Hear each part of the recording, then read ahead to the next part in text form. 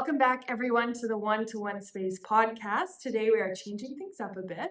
I am joined by our interior design team, well, a few of our interior design team, Claudia Bernardi and Lauren Robotham. And we're just going to be discussing the behind the scenes to their work and some background history to One Space Designs. So quickly to start off here, One Space primarily designs for multifamily and hotels. Both development types have shared residential or guest amenity spaces. How do you start conceptualizing what that space might look like? And how do you start creating ideas? Obviously, you have to be briefed by the client, but Claudia, let's start with you. How do you start conceptualizing this? Well, there's lots of different pieces to conceptualizing a design, but typically we start with some main questions when we're initializing a design, and that's what the client needs are, what the development needs are, and what area it's located in, and ultimately it comes down to who the users are going to be in the space. Right. And then of course we always have the other factors, which is building code items and other restrictions like that we always have to take into consideration. Accessibility, we always want to make sure that we are designing for the greatest amount of people, and that's typically how we start. And then it's a series of ideas, or I guess images. Inspiration can come in many different forms. Sometimes we pull from other projects. And that's about it. So specifically for one of the projects that I guess was completed in 2023 or 2022, you can correct me on that, Hyatt Place and Lux Event Center, the destination at Mississauga. For those of you who want to reference it, it is on our website. Oh, was it 2023 or 2022? I think it was completed in 2022. Okay. For that project specifically, first of all, walk me through the amenity spaces that we have for that one, or at least a few of them, and where do you start? I guess from start to finish, does the client influence your choices, or would you present those choices prior to? You know what I'm trying to say? Yeah, so typically, I mean, in a perfect world, we Right. like to be the authors of our own design. For sure. So we always want to take the lead on where we're taking the design and the concept. So Right. I like to always start there, because typically what we see, the client always doesn't necessarily know what they want. Right. In the Hyatt hotel designs, it's a little bit different, the approach, just because we have other influences, which is also the brand itself. Right. Most of the amenity spaces within Hyatt are the lobby, dining, private dining facilities, business center, meeting rooms. We typically have an indoor pool area. And we also have a lot of connectivity to the exterior, so we have outdoor spaces as well. So we want to keep that in mind too when we're designing. In regards to the concept for that space, typically I like to start working on one area, Right. and finding inspiration there. So it may be something as simple as a lighting feature that can inspire us, or it may be a tile that starts that process, and then we go from there. That's very interesting. No, it's interesting that you can take something, so small as a tile, and then there you go. That's, the ideas start spiraling, and all of a sudden you have, your lobby, for example. Yeah. Is there any challenges that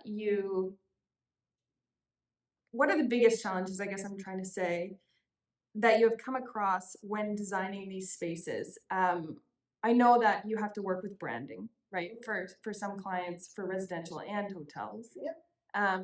Do you find that challenging, or are you able to, take color schemes or take palettes or whatever their branding is, and mold it into your vision? Yeah. So branding actually does kind of help us guide the design in a lot of ways. So it doesn't necessarily have a major influence in our design, but we can take something like color palettes and use that as inspiration and give it a little bit of a general direction. Mhm. So sometimes we'll take some of our senior residence projects, sometimes we'll take the branding and marketing materials um, and we'll use that and we'll apply it to either finishes or upholstery. And that can be sort of a way of guiding the design. Yeah. Um, but I guess the branding ultimately really supports. We're working with branding, and in the hotel specifically, it's really informing our program, Mhm. and in a positive way too, because we're all working towards making a unified space Right. and making it as functional as possible for people who are going to be using it. Mhm. So I think that they've put things into place to assist us in getting there and it definitely supports everything that we're doing from a design perspective as well. Mhm. Yeah, because you think sometimes, I guess, from people that aren't designers, branding would be, I don't know, frustrating or difficult to navigate around.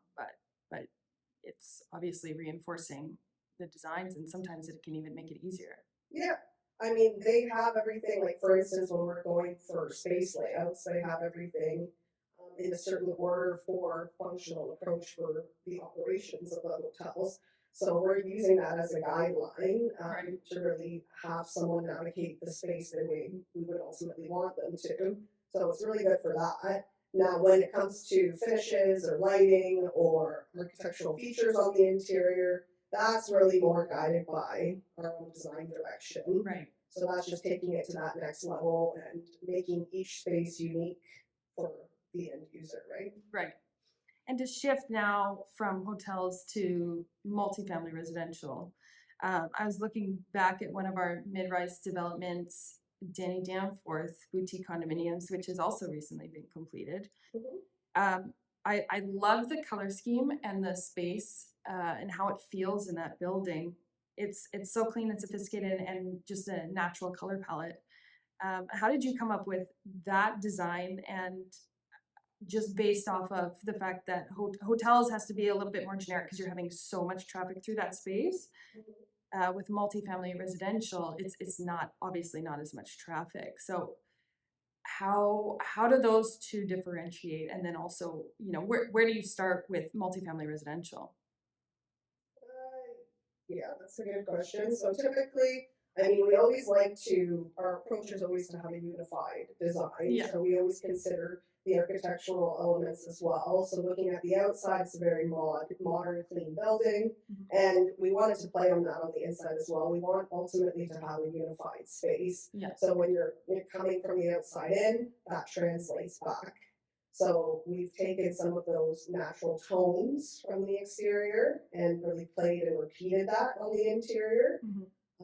And then, I mean, my approach typically when designing is more of something that's, you always hope that it's going to be something that wears well over Right. time. It's always Right. that. Right. I know, I'm sure we've heard this time and time again, but Yeah. a timeless approach. Yes. That Absolutely. was my goal there for sure. So it's Yeah. like we are considering that it's a younger generation, but it's something that anyone who goes into the space can ultimately enjoy. Yeah. So I believe in playing with nature as well. So the natural elements, always using like wood tones, and then warming that up with lighting features, and then cooling it with whatever finish we're using on the floor. So I guess the approach there was more of like we could call it a Scandinavian approach. Totally. Simplistic, minimalistic, but really bringing out those natural elements. What's that term that is used? Is it hygge?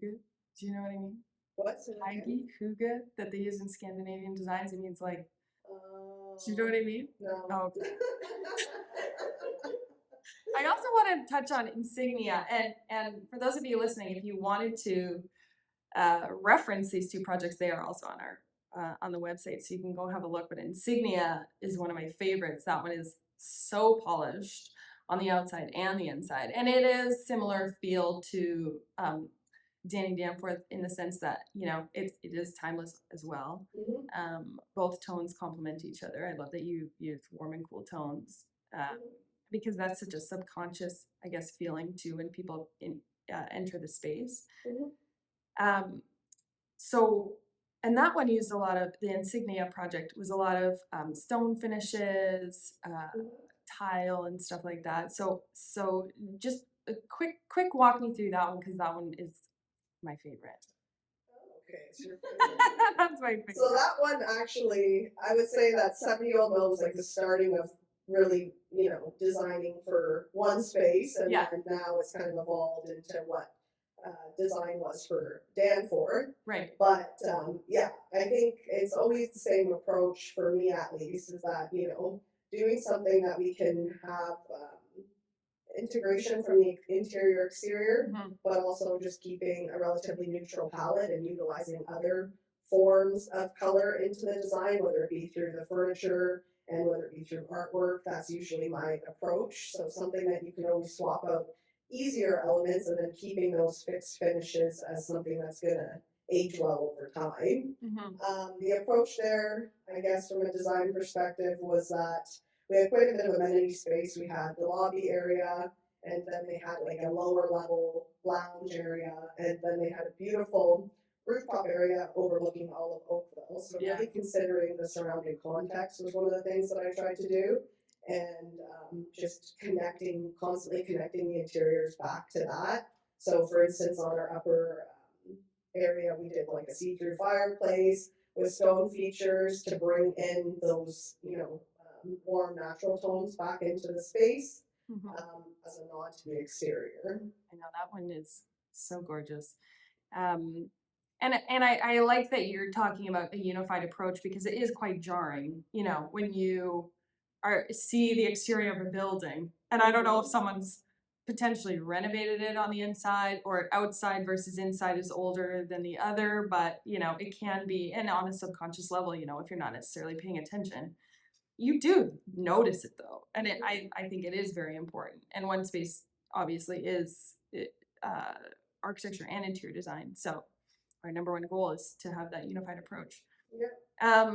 You would see that more. I think I noticed that challenge more is when you're doing retrofit projects. Right. So really considering the existing building is always going to be a challenge. Totally. So how do you unify that? And we've done that before, and we try and come up with different approaches. But yeah.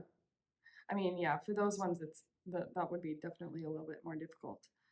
I guess this question can be also geared towards residential, but and you have both done this, and so you can both answer, but how do you go about designing interiors for either multifamily residential or hotels, even in a city that you aren't necessarily going to go visit, and obviously you would go to the space and you would see the landscape and see what's surrounding it, and influence your designs off of those features. But if you're never going to go there again, how? And I guess I can speak to Lauren, to you about this as well, because you're in Western Canada, for example. That would be quite different than in Toronto.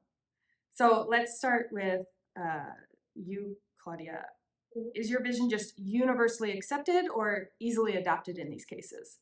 Well, I mean, the goal, I think, is always to have a design that fits in the surrounding context, but also you want something that can be transferred, or it can, I guess, appeal to the most amount of people. So I know we do have quite a few projects that are moving into the Calgary area. We've done a few different design approaches, and you do see that there's different influences for sure.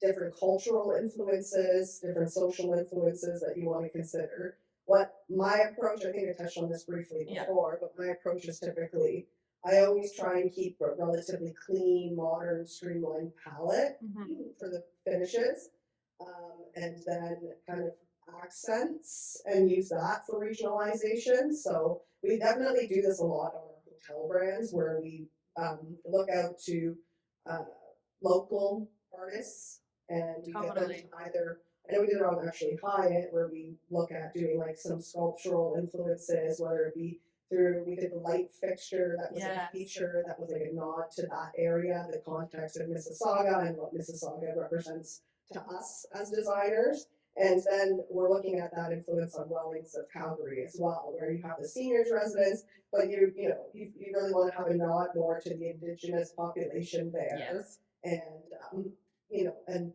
what they kind of embody in artwork. So we definitely did a different play there. You can also do custom carpet finishes as well. So we've kind of done some of those things on our projects just to bring it into the region that it's located in. Yeah, I know Calgary in particular has a lot of, like you said, the native influence, and there's artwork everywhere, and on the street and downtown and everything. So, yeah, I'm glad you mentioned that because it is very important. Uh, Now, moving on to you, Lauren, you have the most recent experience doing something other than multifamily residential or hotels. You've recently been doing more single family residential. So, how do you find that differs from multifamily residential? And I know it does differ quite a bit. Yes, I have noticed the difference between the two is single family is normally a lot more catered to who's going to be living there. Yes. There's no influence from a developer and there's no emotional attachment usually within the multifamily because it's a developer creating spaces or supplying the spaces that we're creating. But with single family homes, it's so much more detailed specifically to who's living there. As far as I would ask when I'm designing a kitchen, where do you want to store your cutting boards? Like it gets down to the nitty gritty of those Right. spaces. Very custom. Very custom, and it's very catered to who's going to be living there. Right. With multifamily, I think it would be more the designer who influences the function of the space instead of who specifically. Right. So it's a little bit opposite even. It's like multifamily would be more so template's the wrong word, but Designer influence. sure, yeah, like because it's gonna be turnover all the time. They have, yeah, definitely you would see with the development that they have less emotional attachment. I mean, homeowners are so invested Yeah. in that end result, and they want something that they're going to have for the long term. So it's a completely different approach. I would say some might say it's more challenging to design for an end user in single residential, and I would imagine you would need a lot more time for that as well, a lot more back and forth before really getting that finalized. Whereas we do see a little bit more emotionally removed on Right. multi-residential side. And it would be more of like a time conscious project as opposed to this one's completely customized. So Yeah. the client would have, I guess, free reign as to if I don't like it, we're just gonna keep changing it until. Yeah.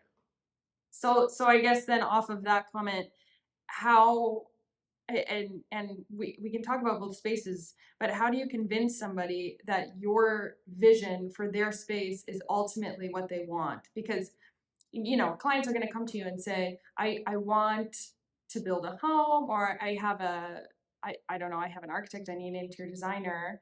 I have no idea what I'm doing, and then you say, okay, well, I think this is what we want to do. So how do you convince somebody?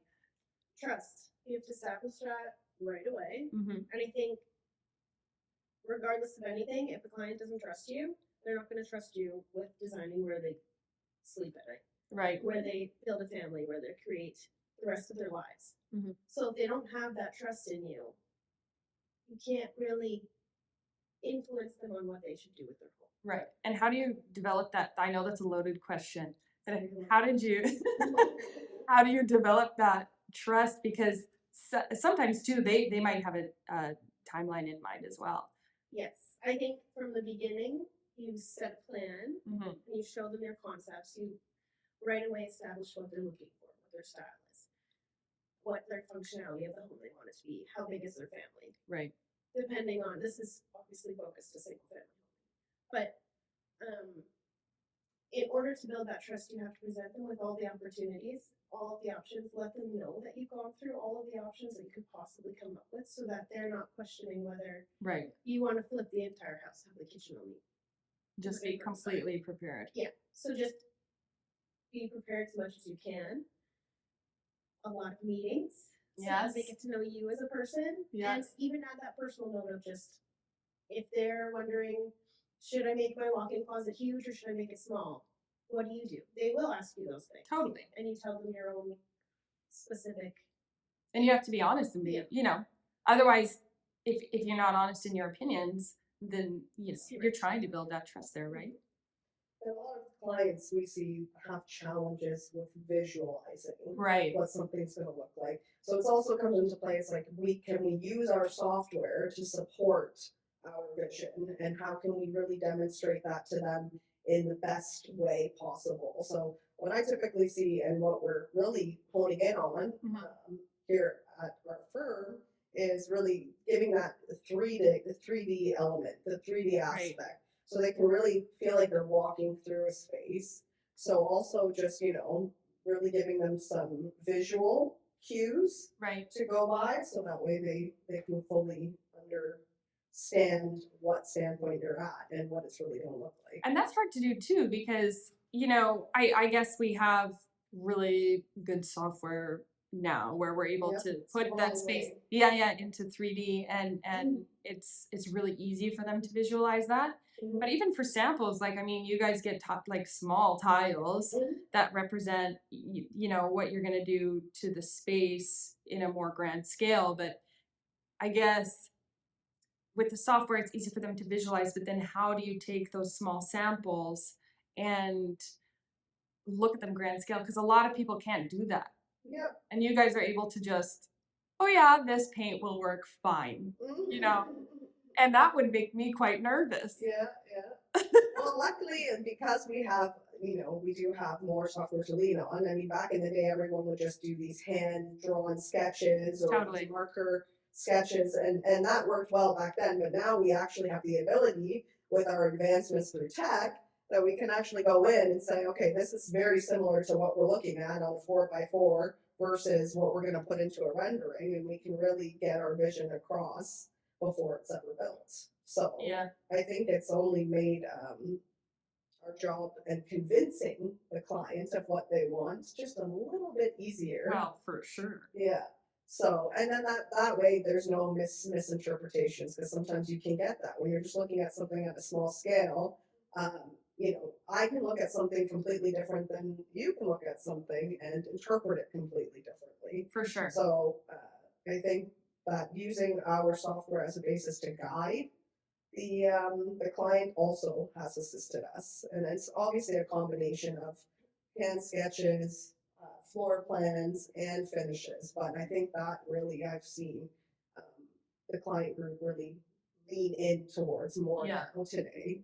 For sure. And you find like with because your worst nightmare would be it gets installed. Yeah. And then they hate it. So do you find that the software, I guess, helps with that, or makes it worse in the sense that they now have full view of what everything's going to look like, so maybe their mind is going to change quite a bit? Do you know what I mean? We still always lean on the fact that renderings are an artistic representation of what the end product will be. Yes. So even if we can say that we're getting 50% of the way there with what it's going to look like, it may not end up being exactly that at the end. And then, of course, there's other restrictions as you go through the design and construction process. Sometimes things change or you have to adapt. And a lot, what we're seeing now is a lot with the construction costs going up, that we have to look at different products. So sometimes it's just always about keeping what the original vision was and doing our best to make sure that it's built that way in the end. Yes, for sure. And I know, Lauren, you mentioned this to me previously, when you're working in single family residential and you have a set of samples that they wanted to see in their space, you leave it with them. Yes. Actually, if we present it in a room like this with fluorescent lighting, it won't look the same at their house. Right. Or even in the hotel. So if you take it to a space with natural lighting, you can see how the textures and the tactile materials change based on lighting. Right. So even if we're thinking of doing a backsplash on a kitchen and then putting under cabinet lighting, as soon as you add that lighting, it's going to change how the material looks, what the color is, everything. There's so many times where you walk into a room that's really well lit that you've painted white and it looks white. You walk into a room that's really not well Yes, lit. that and has it happened looks- to me. Yeah, it looks tan or beige. Yeah. So I mean, I like to take the samples and put them in every lighting I possibly can, so that the rendering, which is artificial light, may look almost exactly like what it's going to look like. But then you install it and say that the sun changes throughout the day. Yeah. The material will completely different. There was one time that I had to get some windows replaced in my house, and only a few, so not all of them. There were cracked windows, and the inside of the windows, and you can correct me on my terms because I'm probably not saying them right. The inside was painted in the old ones a certain color, right? But the windows come to you in a generic white. So I had to send a paint sample into the company so that they could have it painted before they installed it into my house. And it was so stressful for me. I should have just phoned you because I had to go. And I knew this, just from being exposed to designers all the time, that you have to really watch light. So I went to each window sill, or you know what I mean, each window, well, the old one, with these paint swabs. For 24 hours, it was very stressful because I just didn't want to screw it up. Yeah. And evidently, it's a little off. So now you're always looking at it. Yeah. Yeah. And I guess that I was completely out of my comfort zone, but I guess following that story, how, because I know both of you have your design tastes, right? How, and you're going to come across probably at least 50% of clients, I would think, that are outside of your comfort zone. How do you, I guess, switch gears? Because obviously you might present a certain design to them and then they're going to say, no, I actually want wallpaper on every wall. I know. So how do you? Wallpaper we talking? Yeah, it was. Very flashy. Okay. It was maximalism. Yeah, is that the right word? Yeah. Like that. Yeah. So I guess how do you navigate that? Because if you're painting every room turquoise, that is wild. So, but you have to do it, Yeah. I think that all comes back to color theory. Right. Oh. And designers, we all have our own palettes that we stick to. That's why we get dressed in the morning. I always wear black. It's just how it happens. But not all my interiors are black. Because that would be sad. Just earn it. Yeah, that'd be Right. very sad. So, what you come up with, usually, if it's client specific, it would be, what are your favorite colors? You basically start with that. Or you pull from natural environments. So for Calgary, there's a lot of mountains. Yes. There's a lot of lakes within those mountains. It's usually greens and blues. If not, it's natural elements. A lot of neutral tones. If there is the odd one that wants turquoise on the ceiling, I had one that was lemon wallpaper on the walls and turquoise ceiling. Like lemon color. There's lemons. Oh wow. Yeah. And they're actually scratch and sniff, which is really cool. That's funny. So I mean, you just play into it and you take the colors and you just look at it as a fun new opportunity. Oh, okay. For sure. Actually, that's a great way of looking at it, because I've spoken to some designers, not at onespace, but some designers that absolutely hate that, and I'm going, but it's your job, so.